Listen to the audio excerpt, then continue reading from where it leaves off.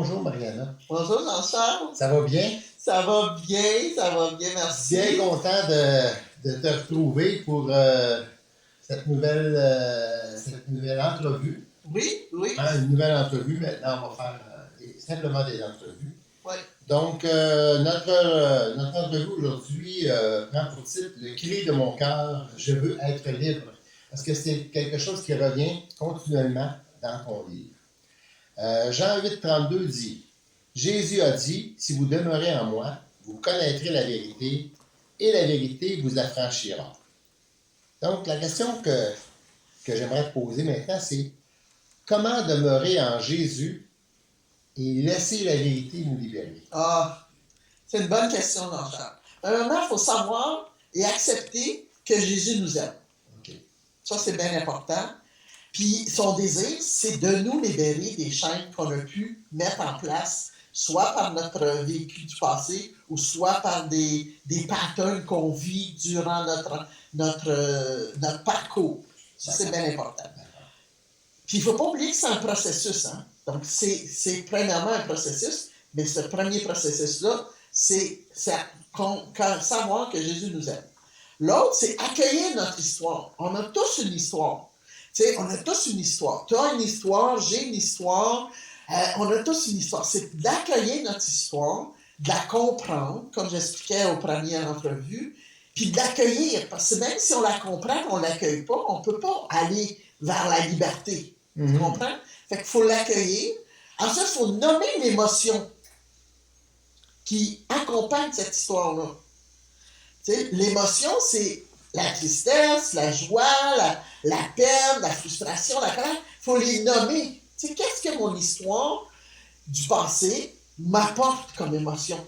Fait que il ne s'agit pas juste de se souvenir de notre histoire, mais aussi d'identifier l'impact qu'elle a sur nous. Exactement. Comment cette histoire de vie-là nous a transformés, comment elle nous transforme toujours, comment elle nous impacte toujours. Oui, exactement. Le mot impact est important parce que c'est impact. Okay. C'est vraiment ça, cette histoire-là nous impacte dans nos réactions, nous impacte dans nos valeurs qu'on a mis en place, dans nos perceptions. Ça, tu parles d'un processus. Dans le fond, on fait le bilan de notre histoire, d'où est-ce qu'on vient, de ce qu'on a vécu, de comment on agit aujourd'hui, comment ça a rapport avec ce qu'on a appris dans la vie, de ce qu'on a eu comme histoire de vie, des gens qu'on a rencontrés qui nous ont influencés, pour pouvoir, après ça, continuer. Oui, exactement, continuer. C'est exactement ça. Puis il faut rechercher le bon chemin après ça. Ça, okay. C'est bien important. Okay. Parce qu'un coup qu'on a compris ça, on ne reste pas là. Ben non, ça ne donnerait rien. Exactement. On ne se libère pas. On s'attache. Fait que pour détacher quelque chose, il faut que tu saches que tu es attaché. Oui. Ensuite, quand tu connais ça, quand tu comprends ça, mais là, c'est quoi le bon chemin? C'est pour ça que c'est important la première chose. C'est que Jésus veut nous libérer. Il veut nous faire voir la vérité, puis comprendre l'amour de Jésus, ça va nous aider à se libérer. Ma sœur, là, tu dis, il faut rechercher le bon chemin. Mais comment? Comment on peut procéder? De quelle façon on peut s'y prendre pour trouver le chemin? Il faut identifier les chaînes qui nous paraissent. Okay. Ça, c'est bien important. C'est qu'est-ce qui m'amène à croire que je suis toujours rejeté?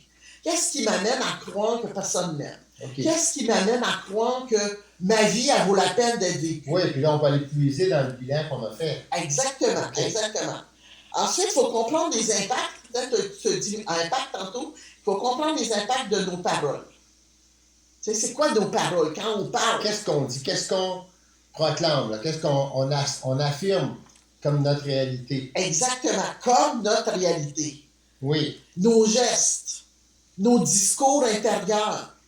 Tu sais, oui. on pense que les discours intérieurs, c'est juste un discours intérieur. Mais ça nous aiguille, ce discours-là. Ça ne change pas les faits, mais la façon qu'on les amène, des fois, on va se décrire dans le problème au lieu de décrire qu'on a subi un problème. Exactement. On va dire que je suis malade plutôt que j'ai eu une maladie.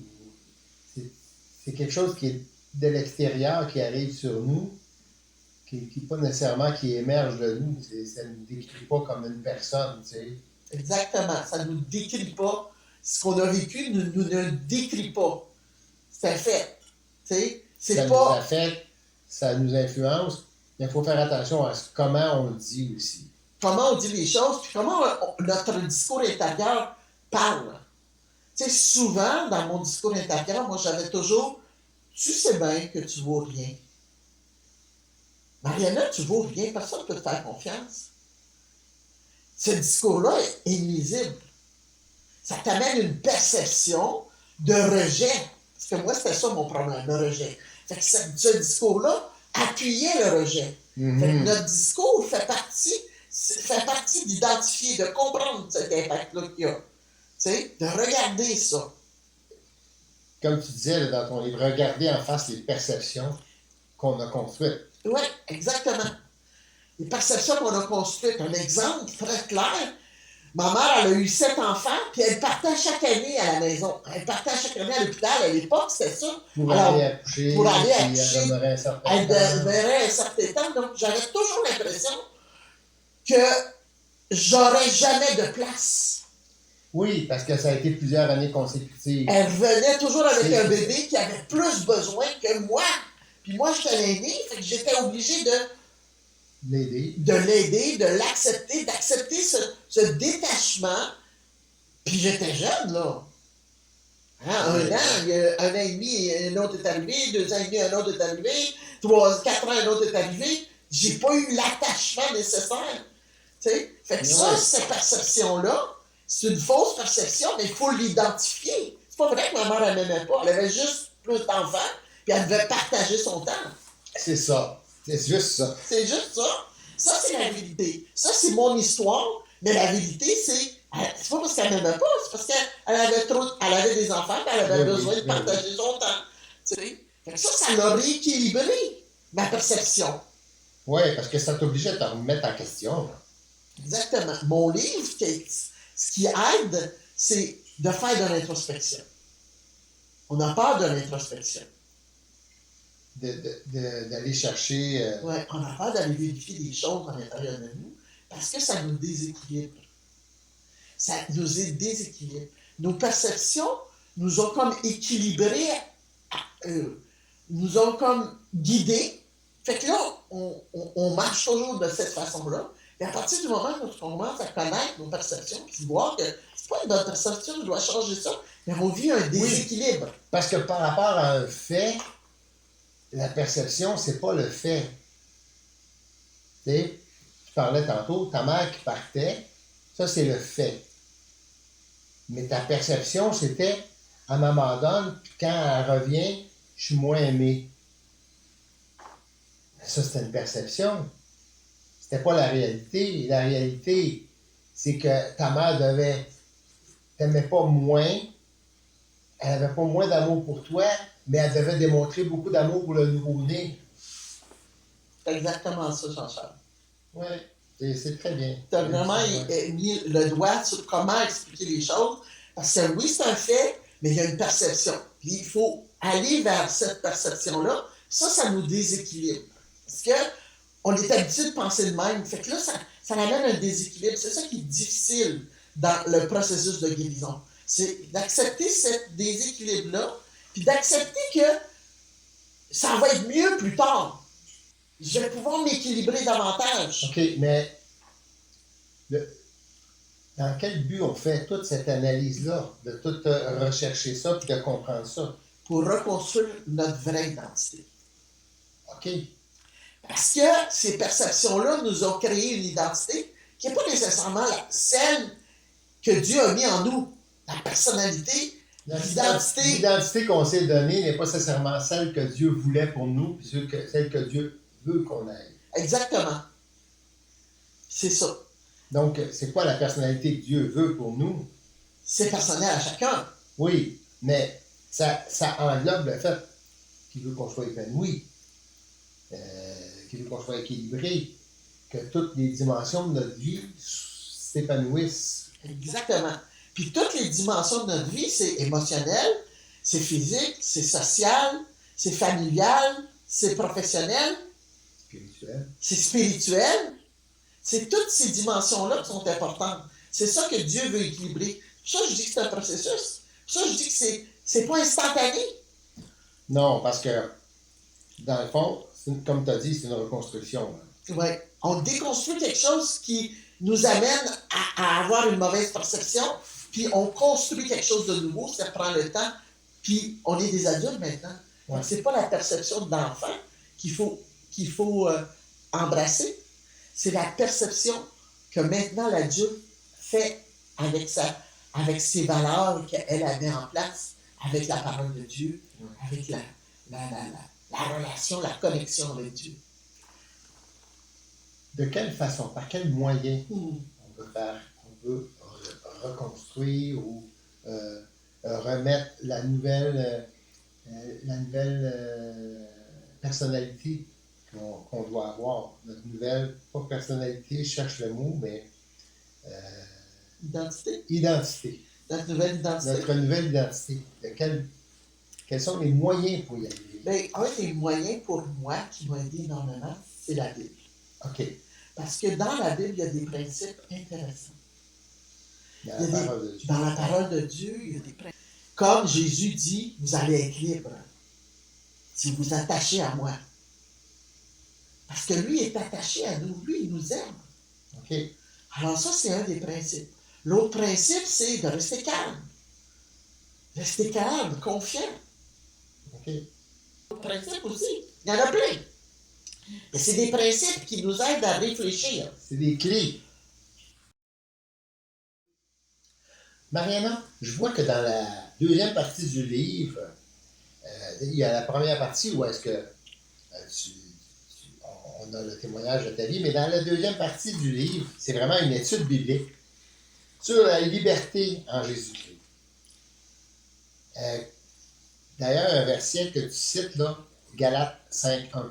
Le Christ nous a libérés pour que nous soyons vraiment libres. À travers de ça, là, comment on peut demeurer en Jésus si on n'est pas attaché à lui? Ben, j'ai une belle promesse que Dieu a faite dans Jérémie 1:17, qui dit, en tout cas, je pense que c'est la clé.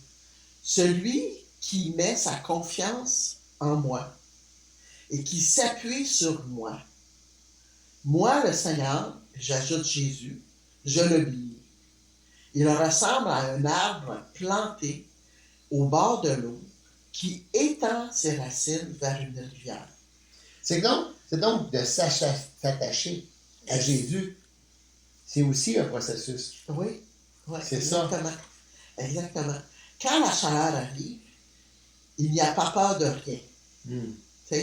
Ses feuilles restent toujours vertes. C'est une belle analogie, comme un arbre planté près des courants d'eau. S'il vient la chaleur, s'il vient des vents, s'il vient des épreuves, si on est attaché à lui, bien, on est capable de surmonter la situation. On est capable. Même une année de sécheresse ne l'inquiète pas. Il porte toujours des fruits. C'est bon. Plus on est attaché à Jésus, plus le fruit se met en place. C'est pas nous qui produisons le fruit. C'est celui qui est la branche. C'est celui qui est le cep. Donc, Jésus, c'est lui qui produit notre fruit. À travers nous. À travers nous. C'est pour ça qu'il faut s'attacher à lui, il faut le rechercher. Exactement. Ça continue en disant, le cœur humain est plus trompeur que tout. Fait que de juste chercher qu'est-ce que moi je veux, des fois, ça nous conduit à des étapes un peu difficiles de notre vie. Mais si on s'attache à lui, personne ne peut le guérir, notre cœur. Personne ne peut le comprendre. Mais le Seigneur Jésus examine nos pensées et nos désirs. Ainsi, je peux traiter chacun selon sa conduite, selon le résultat de ses actions. C'est ça que Dieu fait. Alors, c'est un beau principe. Oui. C'est une belle une belle promesse, je dirais même. C'est une belle direction. Comme un arbre, une belle analogie, comme un arbre planté près d'un courant d'eau. Tu t'attaches à moi, tu es attaché, tes racines sont fondées en moi, ça t'amène à reconstruire ta nouvelle identité. Ça c'est le verset de Jérémie 17, Jérémie 17, 7 à 11. 7 à 11. Wow, quel beau verset. C'est un beau verset. Merci beaucoup, Mariana, d'avoir partagé comme ça ton cœur. J'ai hâte à notre prochain entretien pour pouvoir aller plus loin encore. Donc, merci encore. Merci aux auditeurs d'être là pour nous écouter. Que si ça peut vous toucher, vous faire du bien. Soyez bénis. Je veux vous dire que Dieu vous aime tellement qu'il a donné son Fils. Donc, s'il donne quelque chose d'aussi précieux, imaginez tout ce qu'il peut vous donner pour vous libérer. Amen. Au nom de Jésus, je vous bénis. Au mois prochain, maintenant c'est à chaque mois. Au mois prochain.